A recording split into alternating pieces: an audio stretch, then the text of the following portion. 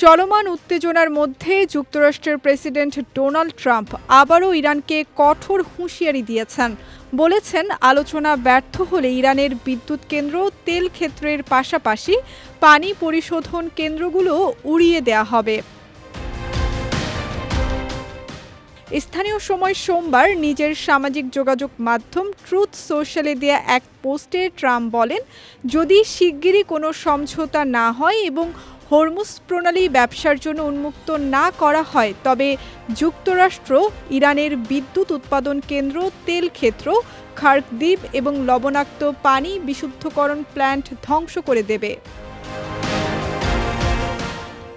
এর জবাবে ইরানের সামরিক বাহিনী জানিয়েছে, তাদের ওপর হামলা হলে মধ্যপ্রাচ্যের অন্যান্য দেশের বিদ্যুৎ ও পানি পরিশোধন কেন্দ্রে পাল্টা হামলা চালানো হবে। তবে ট্রাম্প এটিও দাবি করেছেন, ইরানের সঙ্গে গুরুত্বপূর্ণ আলোচনা চলছে এবং আলোচনায় কিছুটা অগ্রগতি হয়েছে।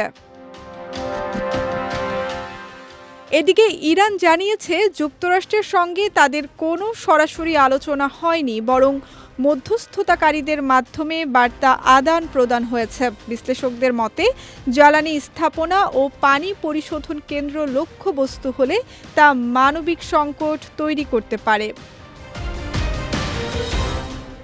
গত ২৮ ফেব্রুয়ারি যুক্তরাষ্ট্র ও ইসরায়েল ইরানের বিরুদ্ধে যৌথ বিমান হামলা শুরু করে। এতে বহু উচ্চপদস্থ কর্মকর্তা নিহতসহ এখন পর্যন্ত প্রায় ১৩৪০ জনের প্রাণহানি ঘটেছে বলে বিভিন্ন সূত্রে জানা গেছে।